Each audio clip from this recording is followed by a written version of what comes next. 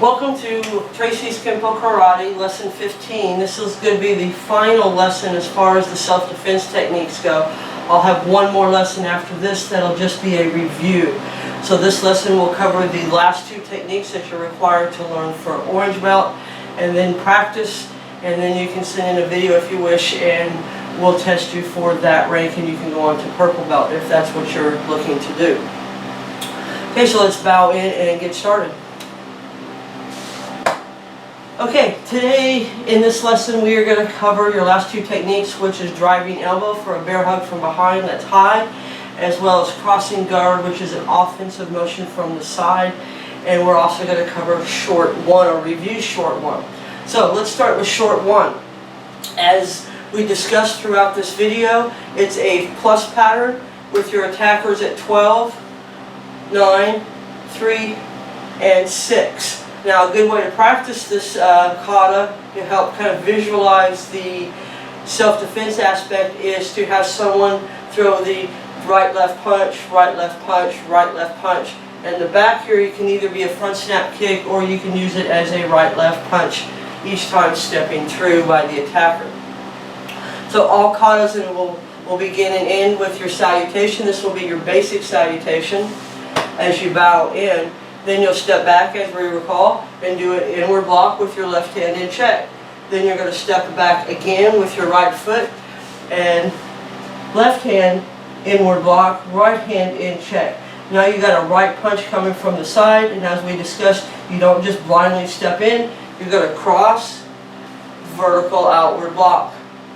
Then as we step back, we're going to cover the area to make sure that we don't get hit as we drop the hand down and go into a left vertical outward block.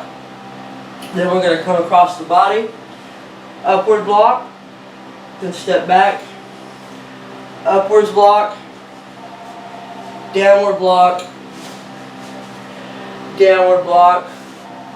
turn, and close. Okay? And that's the complete short one. So, again, salutation, bow, inward, right, inward, left, vertical outward left, vertical outward right, upwards left, upwards right, downward, turn, close, and bow, and that is short one. Okay, so make sure you do that kata when you test for your orange belt. Now the last two techniques is driving elbow and crossing guard. Now driving elbow I'm going to do from this direction so it'll be easier for you to see. There's an A and a B variation to this, and there really is no difference between A and B. They're basically the same technique other than what is actually going on with the attacker. So as the opponent comes in and does a grab high, and as we talked about before throughout yellow and orange belt, anytime someone grabs you, practice maybe at first when they grab you so that you can get used to that, but as you learn how to do the technique, get to where you can initiate the attack or the defense before they grab. Learn to feel that motion. So as they come in and they grab, the first thing we're going to do is we're going to step out left, and the best way I describe this is throwing a left punch with a right elbow back as far as you can. So when you do it, you're driving back. And what you're trying to do is, as the arms are coming around to lock down, you're going to drive that arm and separate those arms out. At the same time, you're going to hit the guy in the solar plexus and double him over. So as soon as the bear hug comes, as we have the use of our lower body, is we're going to drive and just punch forward as hard as you can. Okay? And then just drive that a few times until they loosen up and back off enough on you. If you do this right, the first time will all be all you need. But drive, this is where the team comes from, driving elbow, draw a cat, line up where your opponent is, and throw a back kick and set down. Okay? Again, step left, drive those arms, draw a cat, back kick, and set down.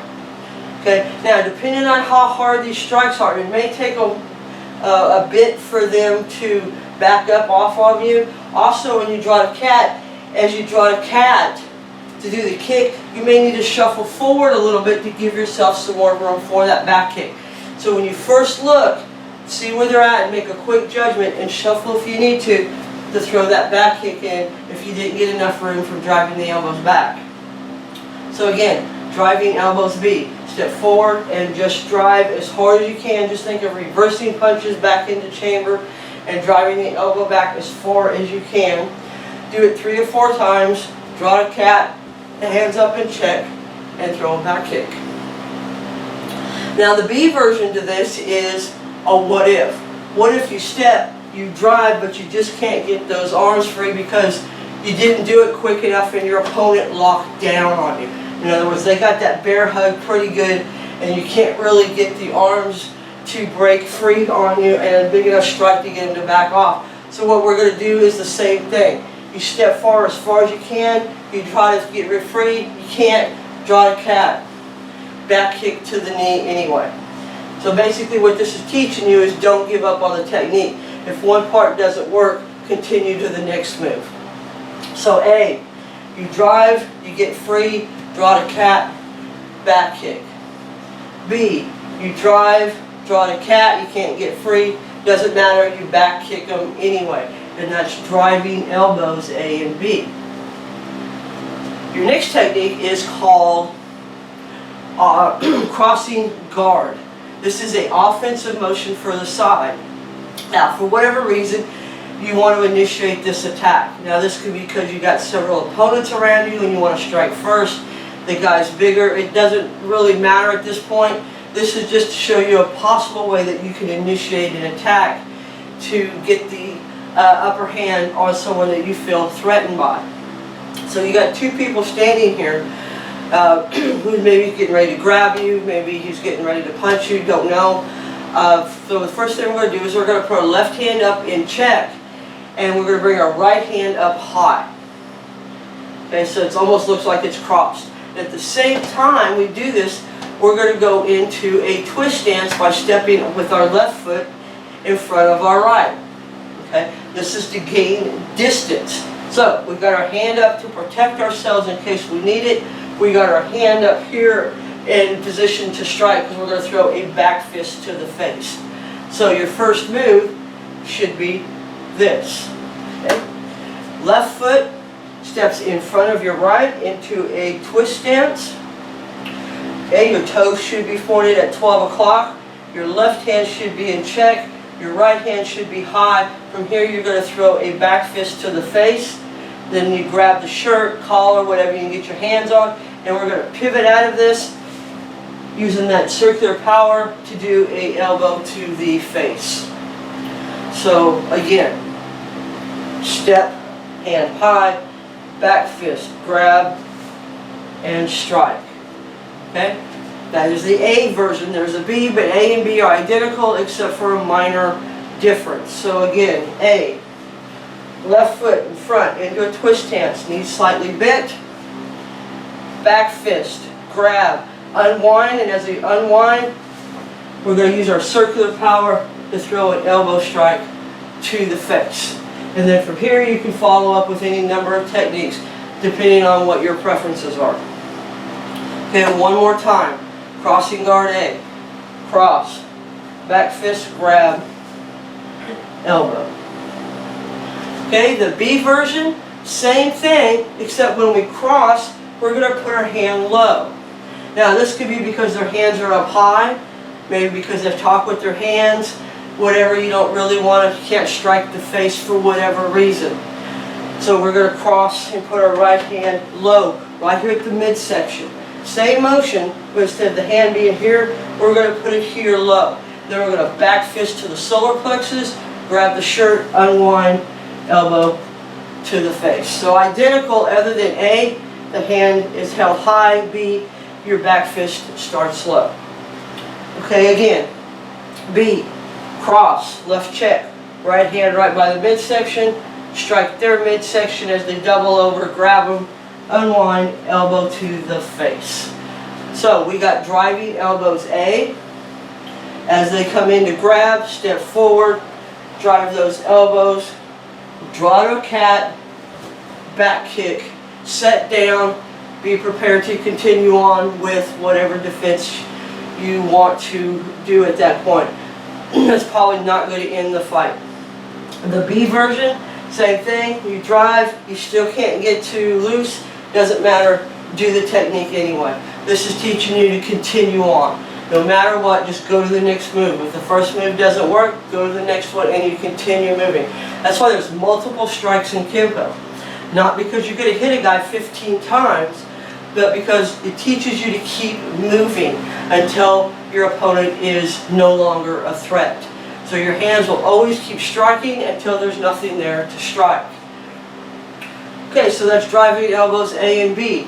Then we have crossing guard A, high, up, back fist, grab, unwind, elbow strike. Low, back fist, grab, unwind, elbow strike. And then as I said, from there you could forearm them, hook the head, drive it into a knee. You could do any number of further techniques. And there again, that is something you're going to need to continue on with. So as you practice these techniques and you get comfortable with them, learn to expand on them. Figure out a scenario in your head and then figure out how you would make it work for that scenario. Okay? You now know all 30 self-defense techniques and all their variations. This is probably one of the hardest belts in the sense of all the variations to the techniques. You got a lot of techniques with a lot of A, B, C, D's, and E's. But you've done a great job. You've done a lot of practicing, so keep it up. For the test, do the best that you can by doing as quick and as hard as you can, but looking for accuracy. We want to see how perfect you can do it. And if you're video testing with me, it's not required, but I do prefer if you would actually do some of the techniques on an opponent. It doesn't have to be fast, you can be slow, just so that I can see what you're thinking of how the technique should look when you do them. The sooner you learn to start doing these on a person, the better you will be in the long run come to the end. It's a lot harder to move someone than you think. So practice all 30 self-defense techniques. Practice short one, because that's what the test will cover, just the orange and the kata. Now some Tracy's Kenpo instructors do have other things, such as additional blocks and kicks and punches that they require you to do for your test. Traditional Tracy's usually don't, and I don't as well. All I require is the 30 self-defense techniques and the kata. And then if at all possible, do 5 to 10 techniques on an opponent. It doesn't have to be full speed, just to show me you understand the concepts of the techniques. Okay, and as always, if you ever have any questions, comments, or concerns, please feel free to comment them in the comments below, send me a message or a chat, and I'll be happy to answer or get back to you as soon as I can. Okay, good luck on your test and hope to see you soon.